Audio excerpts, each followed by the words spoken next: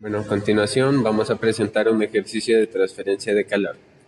El problema nos plantea una pared de 10 metros cuadrados, la cual está compuesta por una capa de ladrillo de espesor de 12 centímetros y una conductividad térmica de 0.5 watts sobre metro por Kelvin, y por una capa de fibra aislante colocada en la cara exterior de espesor 4 centímetros y conductividad térmica 0.04 watts sobre metro por Kelvin. Si la temperatura de la cara interior es de 20 grados Celsius y la exterior de menos 3 grados Celsius, el problema nos pide calcular el flujo de calor de pérdidas y la temperatura en la zona de contacto ladrillo o capa fibra aislante. Bueno, entonces los datos que tenemos son el área de la pared, la cual es 10 metros cuadrados, el ladrillo que tiene un espesor de 12 centímetros y una conductividad de 0.5, la fibra aislante tiene un espesor de 4 centímetros y una conductividad de 0.04. La temperatura 1, que es la interior, es igual a 20 grados Celsius y la temperatura 2, la exterior, es de menos 3 grados Celsius. Esta es una imagen que nos representa el problema. Miramos la temperatura interior, la temperatura exterior, el ladrillo con un espesor de 0.12 metros, el aislante, su espesor 0.04 metros, la temperatura de contacto, y miramos que la pérdida de temperatura se da en mayor medida en el aislante. Miramos también que la transferencia de calor se da en un solo eje, el cual es el X.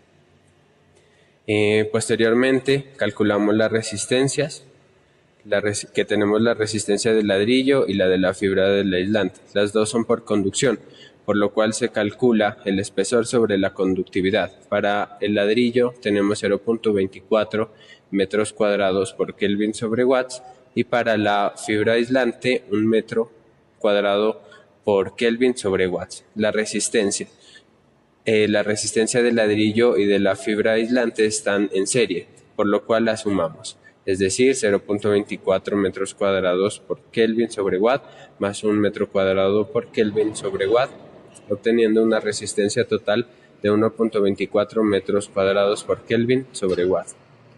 Bueno, ahora vamos a calcular el flujo de calor. Entonces, en la fórmula nos dice que Q es igual al diferencial de temperatura sobre la resistencia total. Entonces, la diferencial de temperatura es la temperatura interior menos la temperatura exterior. Entonces, la temperatura interior es de 20 grados Celsius menos 3 grados Celsius de la temperatura exterior sobre la resistencia total, que nos dio 1.24. Entonces, el flujo de calor es 18.55 watts por metros cuadrados. Entonces, el flujo de calor es igual a la transferencia de calor sobre el área. Entonces, como necesitamos encontrar la transferencia de calor, despejamos esta fórmula, entonces quedaría la transferencia de calor por el flujo de calor por el área. Entonces sería 18.55 watts por metros cuadrados por el área, que es 10 metros cuadrados, dándonos a la transferencia de calor como resultado 185.5 watts. Bueno, ahora nos están pidiendo determinar la temperatura en la zona de contacto entre el ladrillo y la capa fibra aislante.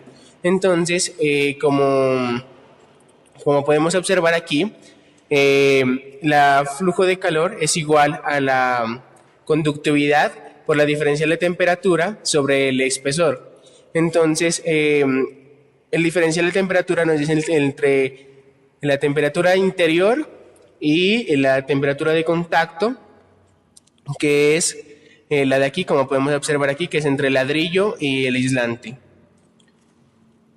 Entonces, como el flujo de calor ya lo tuvimos en el anterior paso, sería que nos dio como resultado 18.55 watts por metros cuadrados.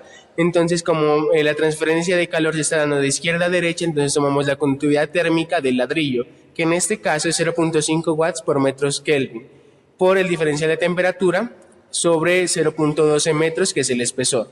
Entonces, como nos están pidiendo determinar la temperatura de contacto, entonces despejamos, dándonos como resultado como la temperatura interior ya la tenemos, que es 20 grados Celsius menos 4.45 grados Celsius. Entonces, la temperatura de contacto entre el ladrillo y la capa fibra aislante nos da como resultado 15.5 grados Celsius. Y bueno, eso sería todo.